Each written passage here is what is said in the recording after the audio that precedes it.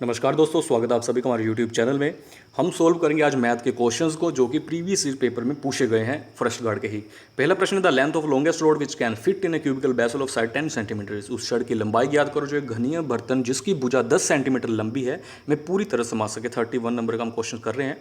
Mensuration के आपको सबसे ज़्यादा प्रश्न पूछे जाने वाले हैं, इसलिए आपको जो स्ट्रक्चर्स रहती हैं, चाहे वो क्यूब हो, क्यूबॉइड हो, ट्रायंगल हो, रेक्टेंगल हो, जितनी भी जो स्ट्रक्चर रहते हैं उनकी प्रॉपर्टीज़ पता होनी चाहिए, साथ ही साथ उनके फार्मूले आपको पता होने चाहिए कि एरिया किस तरीके से निकालते हैं। जो अगर 2 डायमेंशनल स्ट्रक्चर है उसका एरिया किस तरीके से निकालते हैं, परिमाप किस तरीके से निकालते हैं। 3 डायमेंशनल है तो उसका आयतन भी साथ में जुड़ जाएगा। अब देखिए, इस प्रश्न को पहले तो आपको प्रॉपर्टी पता होनी चाहिए, तभी आप इस प्रश्न का आंसर कर पाएंगे। तो 10 सेंटीमीटर क्यूब की दे रखी है भुजा, और आपको पता है क्यूब की सारी साइड्स इक्वल होती हैं, यानी कि अगर एक 10 सेंटीमीटर है तो सारी को कितनी होगी, 10 सेंटीमीटर 10 सेंटीमीटर 10 सेंटीमीटर। तो क्यूब एक 3 डायमेंशनल स्ट्रक्चर है, यानी कि इसकी लंबाई चौड़ाई होने के साथ साथ इसकी क्या रहती है, ऊंचाई भी रहती है। तो जे क्यूब है, सारी साइड इसकी 10-10 सेंटीमीटर ही होंगी। अब मान लीजिए जे सारी साइड इसकी एक छड़ है, यानी कि आपने छड़ को, जे एक छड़ होगी, इस तरीके से रख सकते हैं छड़ को इस तरीके से रख सकते हैं, इस तरीके से रख सकते हैं, इस तरीके से, यानी कि सारी 10 सेंटीमीटर 10 सेंटीमीटर 10 सेंटीमीटर ही होंगी। क्या 10 सेंटीमीटर से लंबी छड़ हम इसमें रख सकते हैं किसी तरीके से? तो जी हाँ, हम रख सकते हैं। किस तरीके से रख सकते हैं? अगर हम उसको रखें डायगनली, कोई भी स्ट्रक्चर हो, चाहे रेक्टेंगल हो, चाहे वो स्क्वायर हो, चाहे कोई भी स्ट्रक्चर हो, अगर उसमें आप सबसे लंबी से लंबी छड़ रखना चाहते हो तो वो उसका डायगनल ही होगा। यानी कि हम इसका अगर डायगनल निकाल लें तो वो हो जाएगा हमारा आंसर। और देखिए, इसका अगर आप फ्रंट देखेंगे तो जे एक स्क्वायर होगा, इसका बैक साइड वो भी एक स्क्वायर होगा, ऊपर एक स्क्वायर, नीचे एक स्क्वायर, लेफ्ट साइड और राइट साइड एक स्क्वायर, यानी कुल मिलाकर 6 स्क्वायर 6 पासे रहते हैं घन के। तो अगर एक स्क्वायर का क्षेत्रफल क्या रहता है, स्क्वायर का क्षेत्रफल क्या रहता है, यानी कि वर्ग का क्षेत्रफल क्या होता है, भुजा का स्क्वायर। भुजा अगर ए है तो ए का स्क्वायर, ठीक है। तो इसके कितने स्क्वायर हैं, एक घन में कितने पासे रहते हैं, तो 6, तो 6 स्क्वायर हो गया। यानी कि अगर घन का आपने क्षेत्रफल निकालना हो तो वो होगा 6 ए स्क्वायर, इस तरीके से 6 गुणा भुजा का स्क्वायर। ए मैंने भुजा के लिए यूज़ किया है, 6 गुणा भुजा का स्क्वायर, ठीक है। तो हमने निकालना है डायगनल, तो आपको पता है जे स्क्वायर हमने निकालना है इसका डायगनल, तो आपको पता 10 सेंटीमीटर 10 सेंटीमीटर 10 सेंटीमीटर होंगी, और एक स्क्वायर है, इसकी सारी भुजाएं, सॉरी, इसका जो एंगल इसमें होगा वो 90 डिग्री होंगे सारे। तो पाइथागोरस पर में हम यूज़ करेंगे, वैसे आप डायरेक्ट फार्मूला भी यूज़ कर सकते हैं। स्क्वायर का डायगोनल निकालने का जो फार्मूला रहता है वो रहता है √2 गुणा भुजा या √2a, ए फॉर भुजा, ए भुजा के लिए मैंने यूज़ किया वेरिएबल। तो 10 सेंटीमीटर पाइथागोरस प्रमेय यूज़ करेंगे। पाइथागोरस प्रमेय का फार्मूला था कर्ण का स्क्वायर इज इक्वल टू लंब का स्क्वायर प्लस बेस यानी आधार का square, P for perpendicular, B for base, hypotenuse. तो एच कितना है, जहाँ पर एच हमने निकालना है इसका डायगोनल, यानी कि इसका हमने डायगोनल निकालना है। तो एच का square is equal to P भी 10 सेंटीमीटर, क्योंकि सारी आपको पता भुजाएं 10 सेंटीमीटर 10 सेंटीमीटर होगी। तो 10 का स्क्वायर 100, बी भी 10 है, 10 का स्क्वायर 100, 100 प्लस 100 200, एच का स्क्वायर 200 हो गया। लेकिन हमने एच का स्क्वायर नहीं, हमें केवल एच चाहिए, तो मैं करूँगा स्क्वायर रूट लूँगा दोनों तरफ, स्क्वायर रूट से स्क्वायर हो जाएगा कैंसिल एच, और 200 के मैं बनाऊँगा गुणनखंड। तो 2 4 20 और 20 और 10, और स्क्वायर रूट है, स्क्वायर रूट में हम जो सेम बीच में जो नंबर्स रहते हैं उनके हम बनाते हैं जोड़े। तो 2 और 2 का 1 बन गया, 5 और 5 का 1 बन गया। प्रत्येक जोड़े में हम एक एक नंबर निकाल लेते हैं बाहर, यानी कि इस जोड़े में से एक 2 बाहर आ गया, और 5 और 5 के जोड़े में से एक 5 बाहर आ गया। अंदर अंडर रूट में बचा सिर्फ एक 2 बचा, तो 2, तो 2 5 10 √2, यानी कि इसका आंसर कितना हो गया, एच की वैल्यू आ गई हमारे पास 10 √2 सेंटीमीटर, 10 √2 सेंटीमीटर। देखिए, फार्मूले आप खुद से भी बना सकते हैं अगर आपको याद नहीं। अगर कोई 2 डायमेंशनल स्ट्रक्चर है, जैसे कि एक स्क्वायर, मान लीजिए एक स्क्वायर है, स्क्वायर का हम क्या निकालते हैं, सिर्फ एरिया निकालते हैं या परिमाप निकालते हैं, इसका आयतन नहीं निकालते। अगर 2 डायमेंशनल स्ट्रक्चर है और इसके सारी भुजाएं बराबर होती है, यानी कि ए, तो जे भी ए ही होगी, जे भी ए ही होगी। अगर हमने एरिया निकालना तो एरिया सिंपली क्या रहता है, उसकी भुजाओं का कर देते हैं हम गुणा। इसमें लेंथ और ब्रेड्थ रहती है, ऊंचाई नहीं रहती, क्योंकि 2 डायमेंशनल, तो उसकी हम लंबाई और चौड़ाई को कर देंगे गुणा। इसकी लंबाई भी ए है, चौड़ाई भी ए है, तो फार्मूला क्या हो गया, ए स्क्वायर, यानी कि भुजा का स्क्वायर हो गया। अगर इसका हमने निकालना है, क्या निकालना है, क्षेत्रफल। अगर इसी का हमने परिमाप निकालना हो तो परिमाप निकालने के लिए जो फार्मूला रहता है वो सिंपली ये रहता है कि सारी भुजाओं को आप जोड़ दो। तो इसकी सारी भुजाएं कितनी, 4 साइड है और सारी ए है, सारी इक्वल है, ए प्लस ए प्लस ए प्लस ए, तो 4 ए, 4 ए क्या है, भुजा, यानी कि 4 गुणा भुजा, इसका क्या हो जाएगा, परिमाप।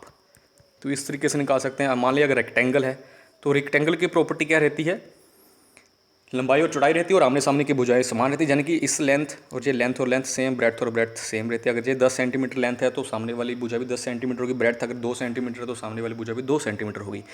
फिर वही क्षेत्रफल कैसे निकालते हैं, लंबाई को चौड़ाई से करते हैं गुणा। इसकी लंबाई क्या है, यानी कि लंबाई गुणा चौड़ाई, क्योंकि इसमें भुजाएं बराबर नहीं रहती तो इसलिए लंबाई गुणा चौड़ाई इस प्रश्न का, इसका क्या हो जाएगा, क्षेत्रफल हो जाएगा रेक्टेंगल का।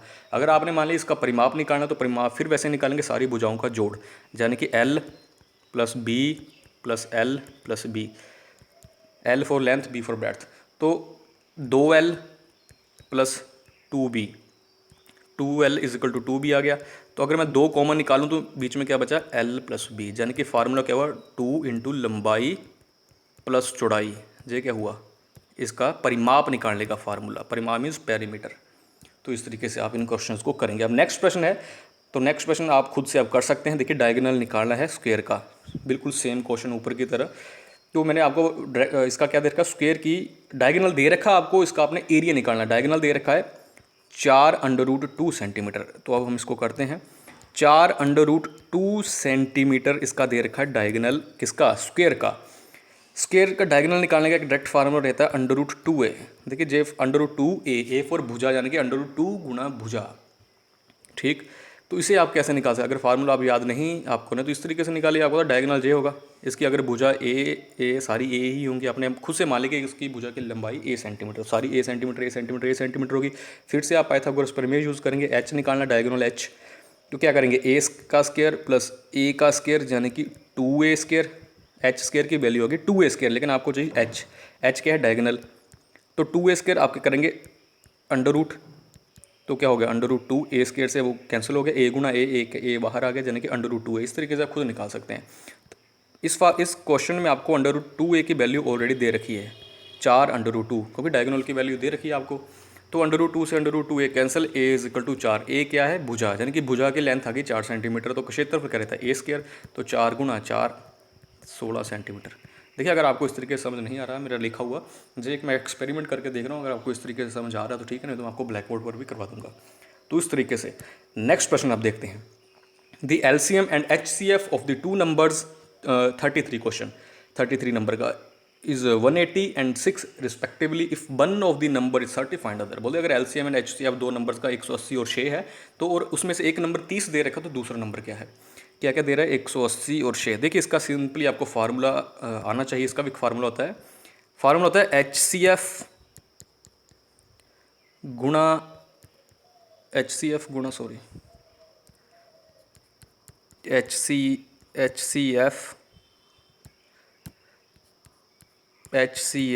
गुणा LCM इज इक्वल टू पहली संख्या, यानी कि first number into second number, first number into second number. बस ये फार्मूला आपको देखो, HCF दे रखा है, LCM भी दे रखा है, फर्स्ट नंबर भी दे रखा है 30, बस सेकंड नंबर आपने निकालना। तो आपको इस क्वेश्चन को खुद कर लेंगे आप, फर्स्ट आपको फार्मूला याद होना चाहिए। उससे अगला क्वेश्चन है कि roots of a quadratic equation 2x² minus X plus 1/8, 2x² minus X plus 1/8, 2x² minus X plus 1/8 is equal to 0। देखिए पहले हम इसे एक सिंपल क्वाड्रेटिक की फॉर्म रहती है उसमें हम इसे कन्वर्ट करेंगे। वो क्या रहती है, ax² plus bx plus c is equal to 0, यानी कि हमें इसको हटाना पड़ेगा 8 को। तो इसको हम किस तरीके से हटा सकेंगे, अगर मैं इसको सारे से 8 से गुणा कर दूं तो 8 दूनी 16x² माइनस 8x², 8 से 8 कैंसिल, तो क्या बचा, 1 इज इक्वल टू 0। तो अब आपकी बन गई जो क्वाड्रेटिक इक्वेशन। अब आप इसको खुद से अगर सोल्व कर सकते हैं तो कर लीजिएगा। करना क्या होता है, पहले इसको जो कांस्टेंट रहता है उसे आप करते हैं, जो कि सबसे बड़ी जो घात रहती है द्विघात समीकरण में स्क्वायर रहती है, तो उसका जो आगे कांस्टेंट टर्म यूज़ होती है x² की, तो 16 को 1 से गुना किया 16 आया। अब 16 के हम ऐसे गुणनखंड बनाएंगे जिनको जोड़कर या घटाकर कितना बढ़े, बने 8। तो 8 दूनी 16, 4 चौके 16, तो 4 और 4, यानी कि इसे हम लिखेंगे 16x² minus 4x plus 1 is equal to 0। बस आप इसे सोल्व, इसमें से 4 कॉमन आ जाएगा, 4 चौके 16 माइनस 1, जहाँ से भी एक कॉमन आ जाएगा, तो जहाँ से कॉमन क्या आ जाएगा, एक कॉमन आया तो अंदर रहा 4x माइनस 1। तो इसका आंसर आ गया हमारे पास 4, जहाँ एक x भी होगा, 4x माइनस 1, 4x माइनस 1, यानी कि आंसर आया 1/4, 1/4। ठीक, 1/4, 1/4 हो गया हमारा इसका सोल्यूशन। देखते हैं 1/4, 1/4 दे रखा है, तो ऑप्शन बी इस प्रश्न का हो जाएगा राइट आंसर। अगर आपको समझ आ रहा है ठीक है, तो मैं बाद में आपको